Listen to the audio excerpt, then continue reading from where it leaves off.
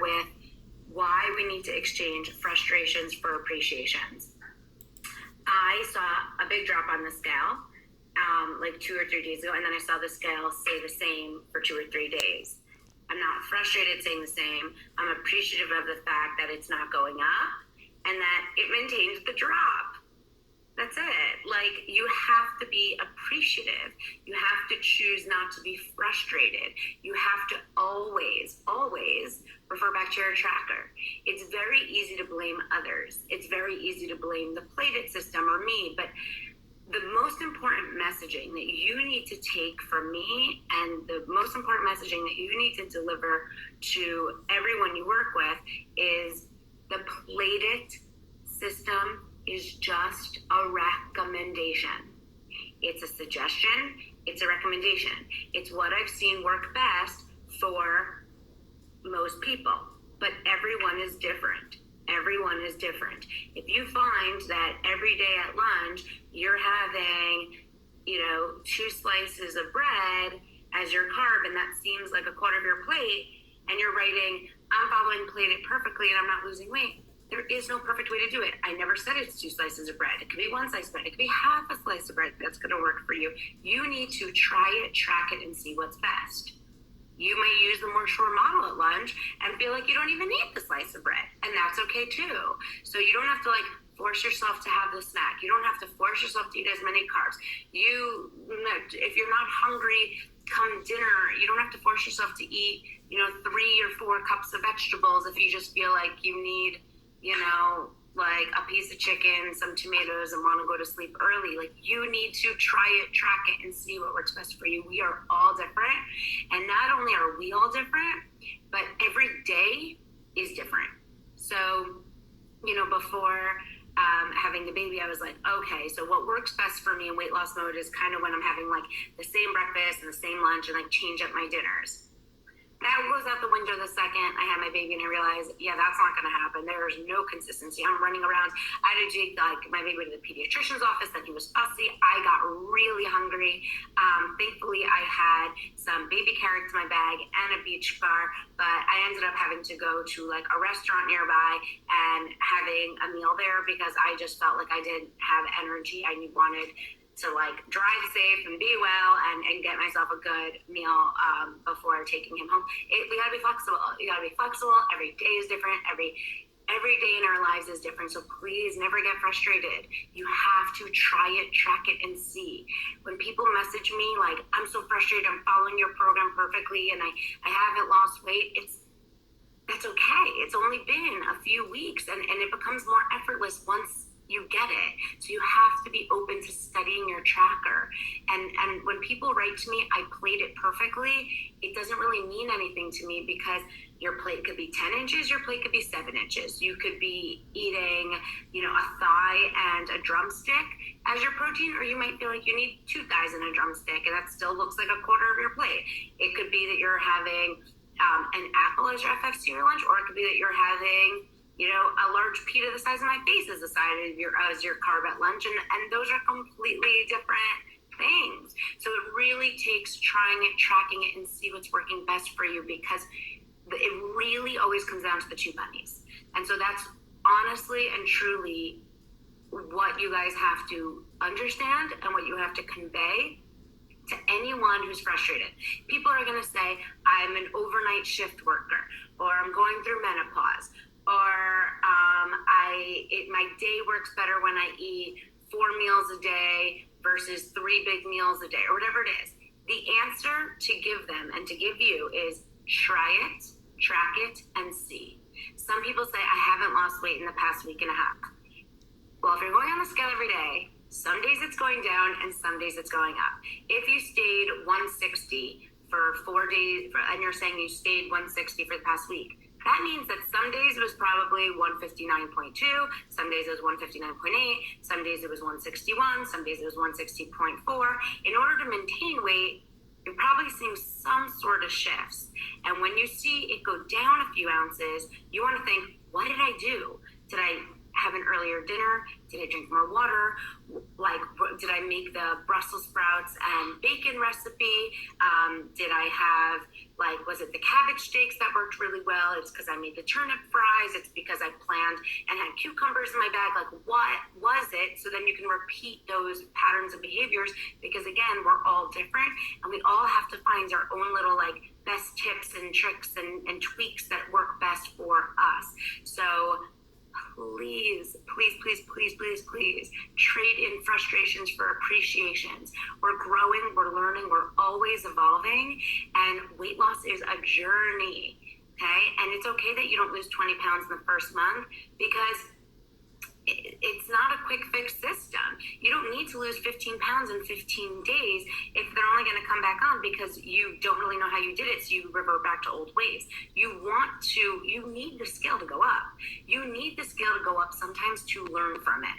You need to hit a plateau for a few days so you can learn from it. So if you hit a plateau for a few days, that's teaching you how maintenance works. So clearly in those few days, you're learning, okay, so if I eat this, I don't gain weight, but I'm also not losing. So this might work really well for me when I hit my goal weight, but I need to make some tweaks and suggestions and maybe like eat earlier dinner. Maybe I need to sleep more. Maybe I need to drink more water. Maybe I need to eat more vegetables. Maybe I need to do the more shore model and not have my first bite be a carb because that led me to eat more carbs. It takes tweaking, learning. It might be because I didn't go to the bathroom. It might be because I'm getting my period. Like, you have to be insightful. You have to want to learn, because when you learn more about yourself and you study yourself more, it's the most empowering feeling in the world. When you feel like you know your body best and you're not following Plate-It, you're following you. That's what makes you want to keep going. That's what makes you able to keep it off forever. So the Plate-It method is a great jumping off point. It's what, you should and will follow all the time, but it takes tweaking. Like, because I say Greek yogurt and berries. It might be Greek yogurt and cantaloupe. It might be a cup of Greek yogurt. It might be a 5-ounce container. It really takes you figuring it out. I'm providing recommendations that work for, general speaking, what I've seen work for like thousands of people pieced together, but every single person has to take what works and leave what doesn't and modify accordingly to their best success. So please, please, please, please, please never get frustrated. Always be appreciative that you did track, or you could track better so you can learn more. And also, a lot of people are like, I lost 5 pounds, I gained back 3. Prior to doing this program, like a month previously, you were probably gaining 5 pounds a month and weren't able to lose back the 3 or whatever it is. Like, if you're staying the same this month, it's probably a better place than you might have been in the previous months, okay, where it might have been on an upward trend. So that's a win too. So you have to just be open-minded and positive and appreciative of where you are in your journey, because sometimes it has to go up in order to learn from it, and sometimes it has to plateau in order to learn from it. And then when we can learn from it and figure out what's not working, we can be like less attracted to those behaviors, more attracted to the ones that work, and then we start to crave more vegetables, start to crave more water, because they give us the results and the benefits and the rewards that we really see and understand that we love most. And that's when you start to realize, what do you want now versus what do you want most? And that's when people start writing to me, I'm craving cucumbers, who am I? It's because you're craving it because it's giving you such an amazing reward that like you want to just keep doing and repeating those positive behaviors. So please stay positive. Please stay appreciative. Please stay open to learning and evolving, because that's what life is all about. It's about constant self-improvement. It's not about a day-to-day self-improvement. I didn't lose my weight and then revert back to those things. When I lost 100 pounds, I had to change my approach, the foods I was eating, how I was tracking from 215 to 185 was very different than 185 to 165. Then I would stay at 165 for a while, and I'd be like, shoot, I really want to get to 145. So I had to completely change my approach. I stayed at 140 to 145 for way too long to admit. I stayed there forever. I didn't think I could go further. And then you know what? I was like, I got to make a push. I got to change things up. And boom, I hit like the 118 or what. But I had to to be open-minded. I had to not get complacent. I had to always be humble. You can never get too cocky with your approach, with what you're doing. You always have to be humble to learning a new thing, because that's what life is all about. Right now, things aren't working for me now that worked back then, and that's okay. Because I'm at a different age, I'm at a different place, I'm at a different lifestyle. Everything's different, and everything's always different. So we always have to be able to adapt. And adaptability and flexibility and determination are really those three aspects to success. It doesn't come by wanting it. It comes by being flexible, persistent, motivated, adaptable to all the tweaks that need to be made. Because life is never perfect, eating is never perfect. It's what's perfect for you, and that is going to change constantly with warmer weather, with different ages, with everything. Okay, so please, please, please stay appreciative of your journey. Stay persistent, stay patient, because it's a learning process, okay? I love you guys so much. Okay, so I really want to talk about that. Number 2 is positive people, positive weight loss. I can't tell you how important this is. My family wanted to go out last night to celebrate my birthday. So sweet. The thought is so there. But I knew it would be at like 9 p.m. at night when we could all find some sort of babysitter coverage to watch the kids. I'm so tired. I'm so drained. I just couldn't. And the idea of being out past 9 p.m., 2 weeks after having a baby, just made me like, I just feel so drained day to day that I just felt like I just couldn't do it. And I asked my family, like, is it okay if we pass? And they were so kind about it. And they were so sweet about just addressing what I really want, which is rest and relaxation and being in my pajamas past, I don't know, 7 a.m. every day. So and that was really like, so it really comes down to having to ask your family and friends what works best for you and what they could do to help you, and also like advocating for yourself, but also just surrounding yourself with positive people who get you and your needs. So right now there's gonna be a lot of summer get-togethers, a lot of potlucks, a lot of barbecues, a lot of pool parties and events, and some people are going to push food on you, and they're going to say, oh, come on, you already lost 10 pounds. Give it up a little bit. Have some cookies, have some chips, have some cake, have some beer. Drink with me, eat with me, try this. I made this. You have to tell them, no thanks, I'm good.